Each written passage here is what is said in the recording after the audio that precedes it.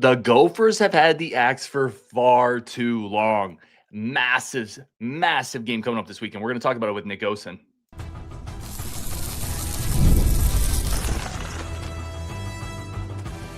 You are Locked On Badgers, your daily podcast on the Wisconsin Badgers. Part of the Locked On Podcast Network, your team every day.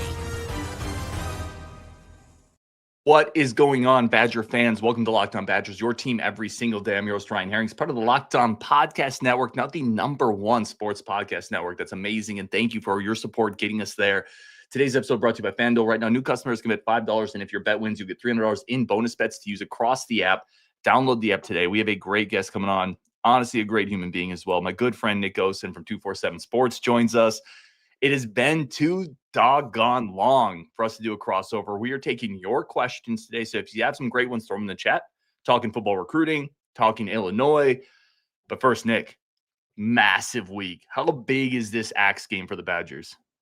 Ryan, man, I've missed this first and foremost. I'm grateful to be on with you, be on with some of our great friends this week. It's going to be a good week. So, we've got a lot to look back on, recruiting and all that. But like you said, Ryan, this is huge. It went from, this is kind of the rivalry. Okay, let's finish out the year strong to, hey, this month we're seeing some real and true kind of consistent positive trajectory right now, Ryan. I think there is a clear formula that the Badgers are using. It's one that you and I have talked about since the fall. Obviously, it didn't all kind of work the first 6 or 7 weeks, of course, but you're seeing it now.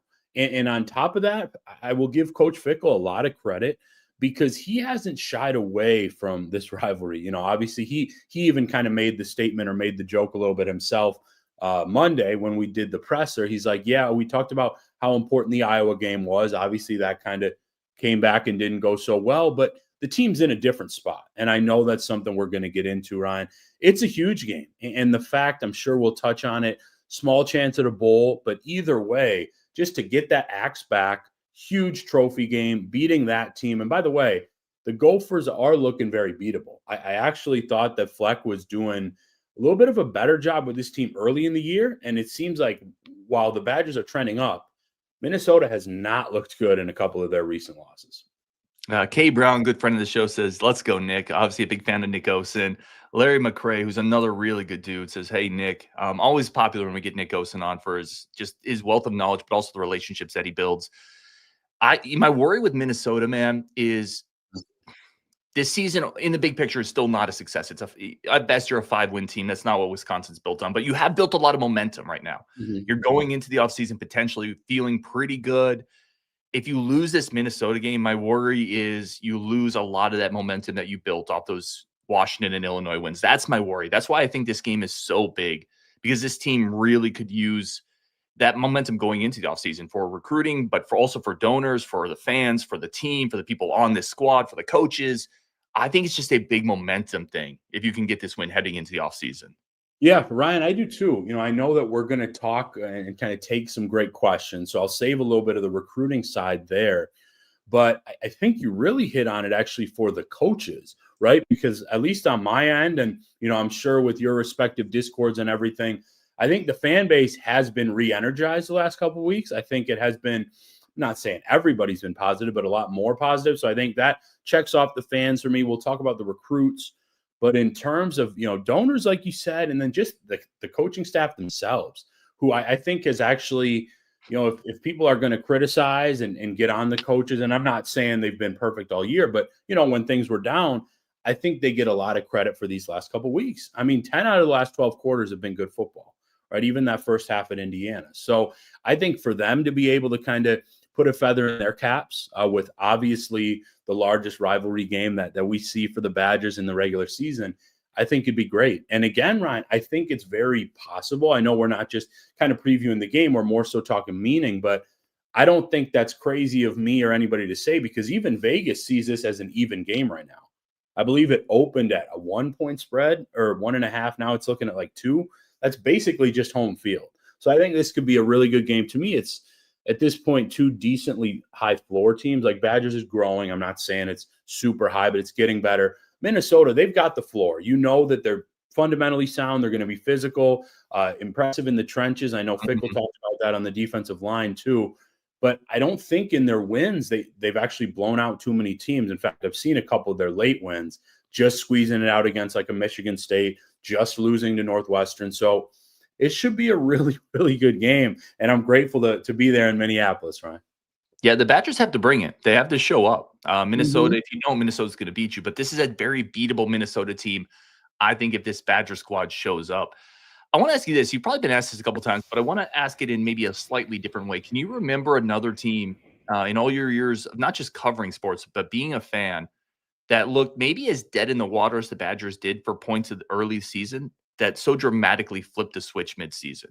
Can you remember another team that has done that? And I'm not putting you on the spot. I couldn't think of one. No, it's a great question. I think so. Probably one of those first guard teams, right? When maybe That's it a was good even one. when he was interim. So it wasn't even on him yet. Obviously, when Bo kind of left things, and guard was still like just the fresh interim coach, and obviously they had a couple great first years. So that's what kind of comes to mind. Football wise, I don't think that I appreciate that, Hunch. I don't think there have been so many in terms of Badgerland where, yeah, this team, people are ready to kind of stop going to games or talking like that. They're making crazy threads for next season, all that type of thing. And now it's like, I don't know about you, Ryan. I don't speak for the fans, but I like to think that I have a pretty good pulse of the fan base, and I'm very grateful for that. I think we're kind of at the point where some people are wishing there were more games, right? Because it's been so fun the last couple of weeks. I mean, I don't think too many would complain even about the Indiana game. Basically, one bad quarter. And I think that's what Fickles talked about. He was really disappointed because it was winnable. Other than that, the Washington one, okay, it's crazy weather. Neither team looks great. You eke out the win. Saturday, and I know we'll get into it, was dominant. So it's like this team is growing. And I'm not saying anything too over the top with that. I would have loved just this boost of kind of momentum, energy, different players, and whatever you want to call it, the whole season. Because I do think, to me, that's a bowl team. Yeah, it's interesting to me. Mitch Ames says, I don't ever remember a midseason turnaround quite like this. It's interesting to me, man. I think the big question that a lot of people have had, and we're going to talk Illinois a little bit here, which was a dominant performance. I think the big question is, why couldn't this have happened earlier? Is it as simple as just a couple younger players playing? Is it as simple as McIntosh throwing the vote of confidence out there? I think, like a lot of things in life, man, it's a combination of a bunch of different elements come together. But I'd kick it to you, because I've had fans ask me, why didn't this happen earlier? Why couldn't this switch have flipped a few games earlier in the season? Yeah, Ryan, thank you. I got asked that on my board, and I think it's a really fair, smart question. To me, I can confidently think of about 5 things. I mean, I'm very grateful, and one of my favorite things about this job is the relationships. If I'm ever not able to kind of be myself, and I've got to be angry or stressed with it all the time, I'll quit it, So I've got great relationships with probably 25 of the players and families just from my time. There was a drop off mentally in terms of, again, with the Billy Edwards injury. I'm not saying that bled into many, many games, but just early on that happened. Okay. And then so that's one. Back and forth with the quarterbacks, players will say the right things, but I do think that's hard, just not just mentally, but physically, to kind of understand and prepare for that. That's 2. 3, obviously the kind of insertion or like leveling up of guys like Mason Posa, Cooper Catalano, Kairos Gaines, others. The trust that older guys have in them has been very important. That's 3. Number 4, this is not, so nobody really takes my words wrong, but don't take it as a shot at anybody else. That's not me. But seeing how these older guys talk about Carter Smith and the energy that has been infused from him, I think has done something a little bit. And then frankly, Ryan, I mean, I'll tell you as fact, I'm not going to name obviously anybody, but the McIntosh statement, I think fans thought it was, nothing at times, or why'd they feel the need? Well, I can tell you pretty comfortably, and some guys even have said to me in interviews, I think it was Rico, that like they didn't feel like it was just on their shoulders, right, to be responsible for Fickle's job. But when you hear that type of noise, man, it gets to you. I mean, I can tell you I'm pretty mentally tough guy, but when you hear things from all these different places and you can't escape it, right? I feel for these guys sometimes because they're in the classroom hearing it. They're seeing it on their social media. Fans are asking about it. Families, it's like that could be tuned out for a little bit. And damn, for 4 or 5 weeks, we can just go out and play football together. I swear to you, like that is a real thing. If you've ever played a true team sport, and I know some haven't, many have, the mental side is there. And these dudes have been playing loose. They've been playing together. And I think it's going to end up with 3 out of 4 wins to end the season. But either way, 2 ranked wins and probably the best performance we've seen in 2.5 years. That was a phenomenal answer. Really quick, I want to hit on a couple things you brought up. That's a phenomenal answer. The Carter Smith thing, just speaking to somebody kind of in that circle, he's really loved on that team. Yeah. He's got a ways to go, but he brings some energy and moxie that people respond to. I think if I could just add, Ryan, I know you're going to hit me with some back, but just here's what I think with him. It is those things, but I've learned the last month because we didn't get to talk to him much, right? Obviously, he hadn't played. So it sounds like he loves being coached. You know, he takes the criticism. He asks questions. Like, if you can do those things, dude, at 18 and a half, you can be a Big Ten Q. 100%. And the other thing I'll hit you with, I think it's not even a sports thing. You mentioned the mental side of it. Anything in life, the more you can focus on something and weed out some of the stress, the better you are. It's just a human thing. It's not a sports thing. And, you know, McIntosh coming out there and saying what he said and that vote of confidence, to your point, it just allowed them to focus on football. It just allowed them to focus on, let's go out there and let's get after some teams. Let's play some ball. And just even removing the questions from interviews and from social media, it's just a massive deal, man. I think it was really underrated at the time. We have to take a quick second. We're going to come back, talk a little bit more about that Illinois game. We have a loaded show today. The vibes of the team, football recruiting, some massive news there. We always run out of time before we run out of questions with the great Nick Osen. But coming up next, more of that. First, a quick second for our friends of the show over at FanDuel. FanDuel is our incredible partner. The NBA's back. And I love betting on the NBA with the official sports book of the NBA over at FanDuel. Right now, live in-game bets, you can bring them together for single-game parlays to get more excitement.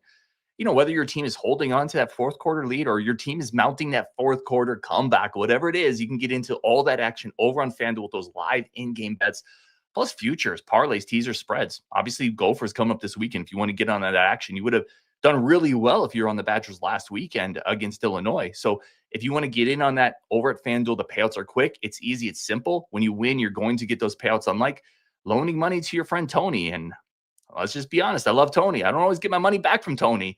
FanDuel will pay you back live in-game bets, plus new customers. If you bet $5, you get $300 in bonus bets if your first bet wins. Head over to FanDuel.com. Sign up today. Play your game with FanDuel, the official sports betting partner of the NBA. Let's come back into this. Let's finish up on Illinois. And Nick, I think you hit it. I think it's probably the most complete game, certainly this year, but I think of the Fickle era potentially with how well they dominated. I think it is. Yeah, I think it is too. What was the team like? I mean, talking to Luke Fickell, talking to some players on the team after this game, has that kind of buzz from that game worn off? What is the vibes like right now? No, but I'll tell you this, Ryan, and I will just say, man, this is therapeutic, right? Because we were in the trenches doing these shows. I know you do all the time, but some tougher times, and everybody knows I just approach life with optimism. It's not some homer thing. So it was not as fun, okay, for 5-6 weeks. I've missed this with you. So it hasn't lost kind of that excitement, that luster, whatever you may call it. But I will say this, man, and this is not, I'm protecting quotes or anything like that. This is just my read. Washington win, it was like, okay, it was a sense of jubilation, but also like relief a little bit. Like, oh, it's been a tough few weeks. We got this win. Fans felt amazing. Now with Illinois, it was cool how they stormed the field. But I personally felt when speaking with the players after the game, I think they went in thinking, maybe knowing they could win that game. Now, I'm not saying, you don't go into football games thinking you can win, but there was a real underlying confidence all week. I felt it. I actually picked the Badgers to win that game, even, as an 8-9 point underdog. And I think there was like a sense of, okay, this isn't just a one-time thing, right? A one-hit wonder. Like we might not be a great football team right now. Obviously can't get to a bowl probably. We'll see. But you're feeling changes going on. And the cool thing, Ryan, that I thought was really impressive from this game, there's been some youth, right? Obviously, Darian Dupree, who did play last year, but like Dupree, Posa, Catalano, like some of those guys had their moments and many more, certainly on special teams. But it was also some of the absolute oldest dudes on the team like DP, Vinny, Rico, Ben Barton. It was such a combination of 18-year-olds at 22, 23. And I just think that shows a little bit of the vision that I saw, Ryan, coming out of camp. And I know you did too. I mean, it's so funny that, there was so much flack given at times, and they win this weekend. I was off by like a game, so it seemed like the world was falling and they could be that close. So I think that the excitement is still there, but I will give Fickell credit. It sounds like, he frankly told us Monday, it was like, guys, great win, enjoy it, go have your Saturday night time, whatever. But we're turning the page in the morning, because he recognizes how important this game is. And I think he can feel, these are my words, but I think he and these players can feel, Ryan, yeah, we can really win this game and bring that axe back to kind of wrap up, cover up a tougher season. Yeah, I heard his quote on that. I thought that was really well said by Coach Fickell. I wanted to give them this moment. I'm paraphrasing here because I don't have the quote in front of me, but let them enjoy this win for a night, and then we turn the page, because that was a really big win, and it was a big moment, senior night for a lot of players, last game in Camp Randall for a lot of players. That was a massive win. Let me ask you this, and then we're going to move on to some recruiting, and we got a bunch of questions too, so we're going to try to get to everything. Someone asked me this the other day, and I said, oh, this is good. I'm going to save it for my show with Nick. What was the most underrated part of that win? So we've talked a lot about Daryl Peterson. We've talked a lot about some of the defensive players and Riger and Carter Smith not turning it over and Darion Dupree. Who was an underrated part of that win, or an underrated storyline for you coming out of that game? Yeah, if I can give you two, Brian, it was special teams. Specifically, I'm thinking of Nathaniel Vakos. Now, it's been up and down with him at times, but he was able to finish with a pretty strong game in Madison. I believe I've watched, a lot of football, including that game this week. I believe Wisconsin played a role, on the missed field goal. I thought that coverage was really, really good at times. So special teams. And then the offensive line. I think that, I'm not saying fans were like burying them, but they were down on the offensive line for a lot of the season. I think we started to see things turn. I believe, in my eyes, it was the game before the Oregon game. So kind of that back half of the season. And again, credit to Fickell, credit to Coach Blazik. Like, they were pumped about the way that O-line performed. I think especially against, a couple of former Badgers on the Illinois D-line, and just the fact that the trenches are talked about so often with Bielema. And I don't think that's overhyped. He usually does do a decent job there. But, man, Blazik, Rabach, Fickell, Whitlow, Matt Mitchell, yeah, those guys owned the trenches on Saturday. That's well said. And I'll give extra kudos to the offensive line, who's, let's be honest, they're blocking in a situation where there's not a huge passing threat, which allows other teams to creep a safety into the box, creep another linebacker into the box. And that was really well done by them for the most part in that game. I'll give you one quick one. I thought Hill and Deone Hill and Latimer as physical cornerbacks, man, they came up and stuck some dudes. Latimer had a forced fumble. Wisconsin didn't recover it, but I thought that was a tremendous play by Latimer coming up behind. And then Hill will just come up and stick some dudes. I thought both those players helped set the tone. Ryan, I love that, because Hill really likes to hit. And Latimer, this is out there now. Obviously, I had kind of a VIP story. I won't even talk about the recruiting side right now, but I'm very fortunate. I spoke with, the Latimer's dad, Jameer Latimer Sr., and he talked about how Jameer has really started to kind of see what he needs to do in that role it's probably been 3 weeks. And I think we've seen it. And I felt like that was just such a cool thing, because we could spend 5 minutes, Ryan, probably naming 18 guys on the team, 20 guys that all played like legitimately pivotal roles. So I love that pick. I think the secondary, frankly, has been much better this month. People are going to point to Mendoza's numbers, but there's a reason that guy's going to go top 3 if he leaves. Like, his accuracy is insane. So I really like that point. I think that whole unit's been better. Let's move to recruiting for a second, and then we'll get into some comments here, some questions, as much as we can get into, again, with the great Nick Osen. I want to hit on you and I have talked a lot about a game day visit isn't the be-all, end-all. I just want to set the stage for this question. If a player comes in and Wisconsin loses, it's not like you're out of the recruitment. But also winning helps. Winning helps sell the program. It helps sell excitement. Several questions just talking about this one from Zach R. Ask him about the part of recruiting. Are the games like this giving positive feelings towards flipping players, keeping players? Talk about the effect winning these games has had on recruiting. Yeah. Ryan, I like how you set the stage, set the table, because you're right. A loss, unless it's like just ungodly performance, it's not usually going to have a huge effect. But a win, and a win where the kid's position looks good, and a Mhm. good atmosphere, and either fun weather or a field storm, like all of that stuff really, really does matter. I mean, that's half my job, talking to these guys, hearing about their visits. And so I think it plays a huge role. I think that it might have an effect in keeping a couple guys. I think a lot of the guys I was quote unquote worried about, I think have kind of announced they're sticking. There are a couple still out there a little bit, but I think that's important. And then I'll just never forget that Washington game and talking with some guys the next day and really hearing their thoughts, especially in that next class, Ryan. Yeah, it's really well said. I'll take one more quick second here. We're going to come back with your thoughts, your questions. You have questions on recruiting. You have questions on hoops. You have questions on offseason. We got a bunch of stuff to get into. If you have other questions, throw them in the chat as well. We'll get to those as much as we can with the great Nick Osen from 247 Sports. First, a quick second for our friends of the show, and we'll come right back with Nick Osen.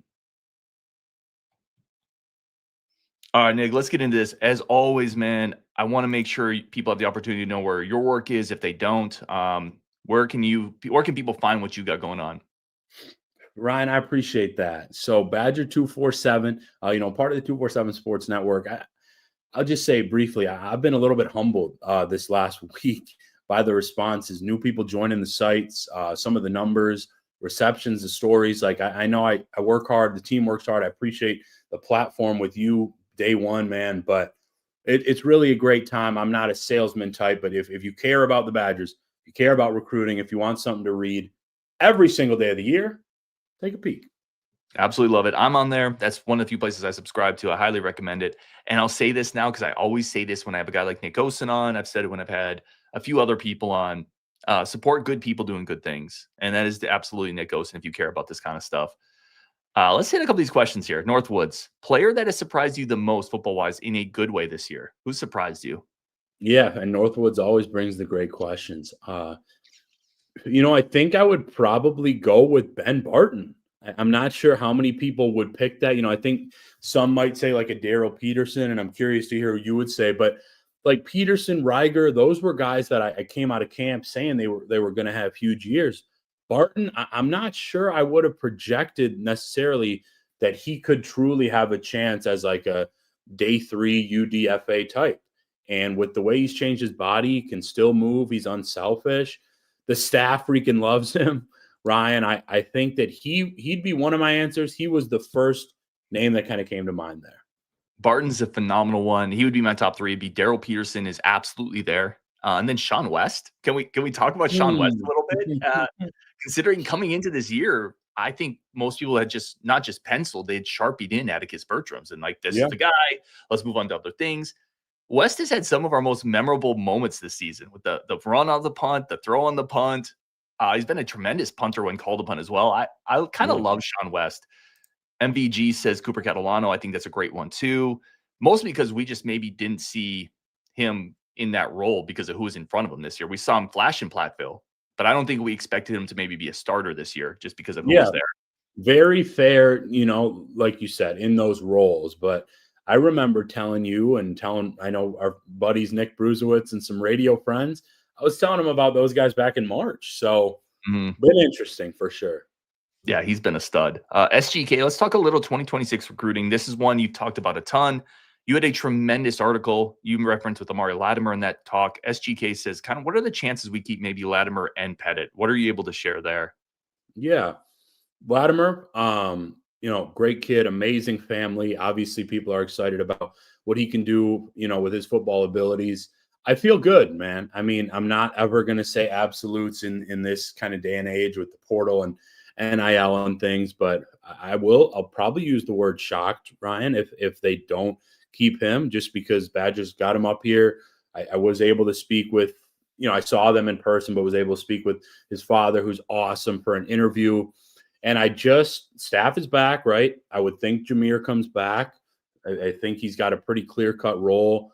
I think as long as those things are in place and that stays the same, Amari should be coming here and signing, I personally believe. And, with Petit, I'm not going to lie to you. It's a true battle right now. There have been a few schools in the mix talking about Missouri, Washington, a couple other schools are really checking in. But to me, I'm fairly close to this one. It's Badgers and the Sooners that are really, really fighting right now. And I'd say it's maybe not a full-on uphill battle, but I would say I think that Wisconsin certainly has work to do to be able to keep him. And I'm a little bit nervous for those chances. We'll see if something can kind of come up late, but I will say that I think the Sooners are feeling some confidence over there as well. Yeah, I think that kind of checks. Let me ask you this on those two specifically. Are those day one guys for you? Do you think next year, if they both stay in this class, and when I mean day one guys, I mean they're not redshirting next year, they're finding a role somewhere?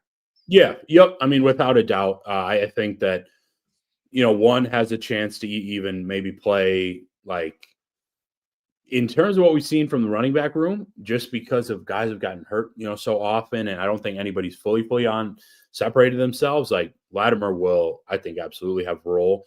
And then Jaden, if he ends up here, the way that he has kind of transformed his body and still put up ridiculous numbers, like I think so too. There's still a chance, but I'm obviously going to keep it real with you and all our great listeners and viewers. There's some work to do there. Question here. I love this one from Father Doug. Father Doug? In the increased spending, does it, talking about this is kind of new era of sports, does it make sense to bring in just a few guys and then keep the roster together as much as possible? Where do you think this increased spending that we've talked about is going to be spent mostly? Do you think it's roster retention, recruiting, portal, everything above? What's your feel with this? Yeah. So Ryan, it's without question, one thing I love about Fickle and the staff and recruiting department in this day and age is that even as things are changing, they want to build from within. I understand people will point to the transfer quarterbacks and all that, but obviously I have some relationships with the program I'm very fortunate to have, and that is the ideal world. Okay, so I'll say number one is retention. Development and retention is number one. I will say some of that money, of course, as you'd expect, is being used to keep some of the 2026 class and bring those guys in. But I'll also say with the fairly large senior class that is leaving and some of the pressure that will be on this group, this team to have a good season next year, like they will need to add, certainly some big time guys and probably some depth pieces from the portal too. And I mean, every program essentially is doing that, to stay relevant and kind of show their potential. But I will say that next season, 2027, if next year is going smoothly, I actually think that's a year where you don't need to attack the portal as much when you start to think about kind of the depth and youth and talent that has come through here in the high school classes. Just keep that in mind. We'll put a pin in that one for now. Yeah, I think that's really well said. And I'd also add, like any business, the budget's dynamic to some degree. So what I think you hit on this really well. What next year isn't necessarily going to be what 27 is, which isn't necessarily going to be what 28 is. It's going to change based on what you have in the house, what your roster looks like, what you need. But I think that's really well said. And I can echo, they want to continue to build within. That is always going to be a part of what this staff and this development group wants to do. Love this one from Brian S. too. Obviously, Wisconsin, huge history with walk-ons. There's a couple really good ones, I think, in this class, underrated walk-ons coming in this class. He asks any preferred walk-ons that you want to shout out that be coming to Madison, maybe somebody who might outplay their walk-on designation. Yeah. Aiden Dirksen, great. And I do mean great offensive lineman from Bayport. I think that he has the potential to outplay that. He's had a ridiculously good year. Bayport had a phenomenal year getting to Camp Randall. So I think that he's a name. Brady Meelam, obviously the recent specialist edition has been important. Wanakee, shout out McCoy Smith, my alma mater for high school as well. That kid's really impressive. Probably going to be a fullback, H-back type here in Madison. And then there are a couple other guys that have recently gotten PWOs that we'll see if they end up coming here.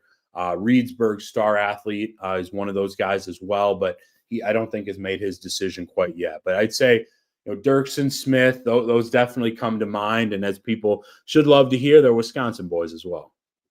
Question here. I like this one too. From Northwoods again, under the radar 26 kid. So we talk so much, and for good reason. Amari Latimer, Jaden Petit.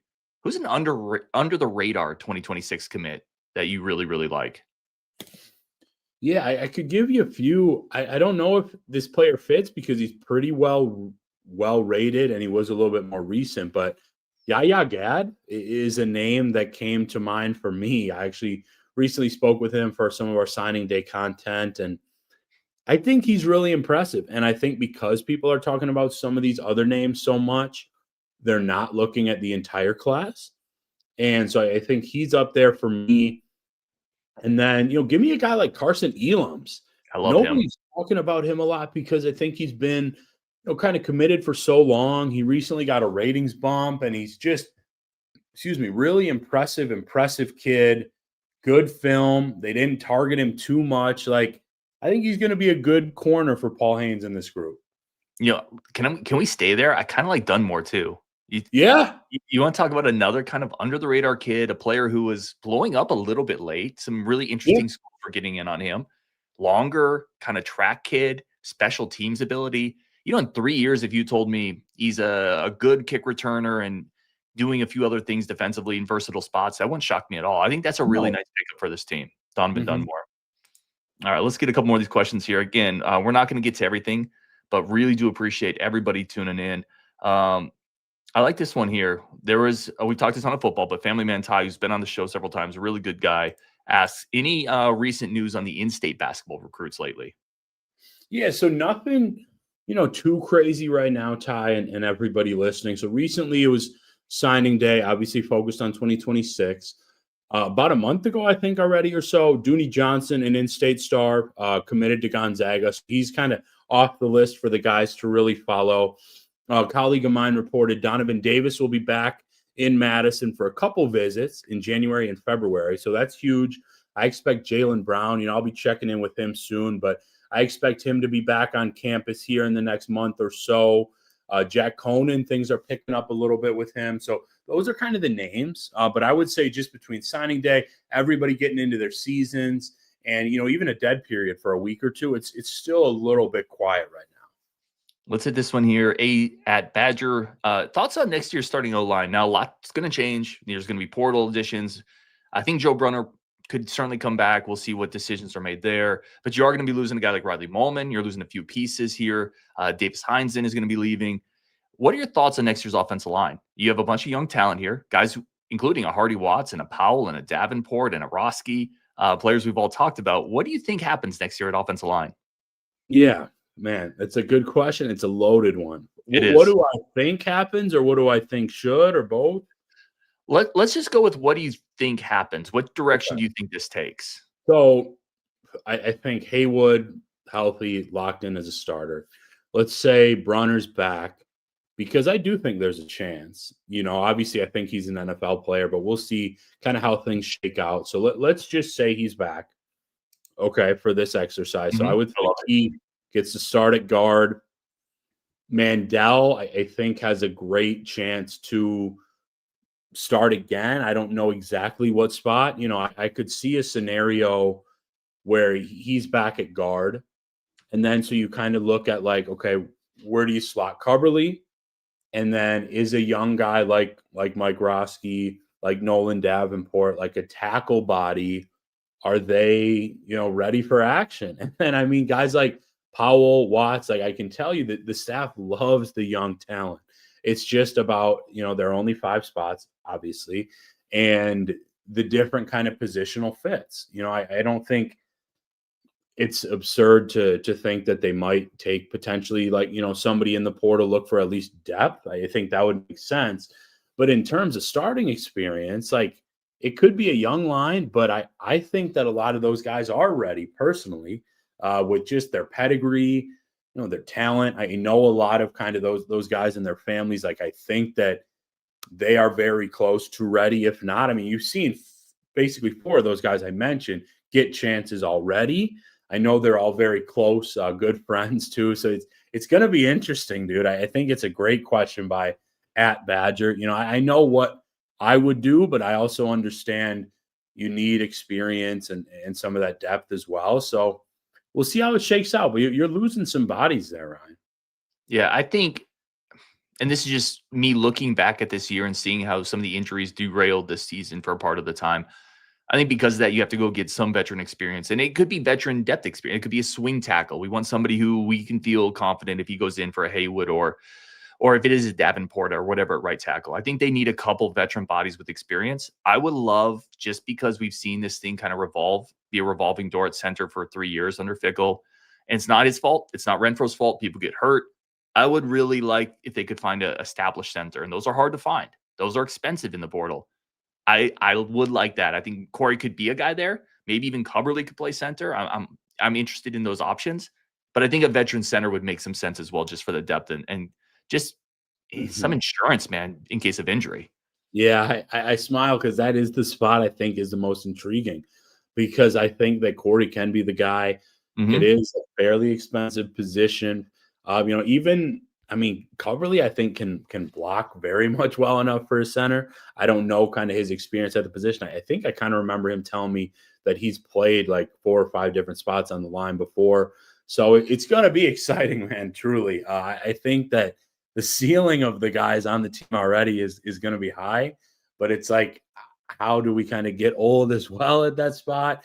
Because you're going to miss bodies like Heinzen and like Kadenko, right? Not just kind of the stars or huge names like a Riley Moment, but somebody you can just throw in if you need. Those interior swing guys aren't talked about often, and they're important. But what I'll just say, Ryan, is I think some of those young guys are knocking on the door. We will see how it shakes out. Mr. October says NSD is sneaky soon. Last question here, Nick, and then we'll let you get out of here and give you a chance for any last thoughts you have. Several different questions. This one's from my Lord Lester talking about with Vinny and Ballard God, we don't have a deep threat. A couple other questions about tight ends with Mason gone. Is portal receiver / tight end a big need this offseason? Yeah, Ryan, I'm sure that we will definitely do a show again around that time. So I'll definitely take another question here with you, but I will say this.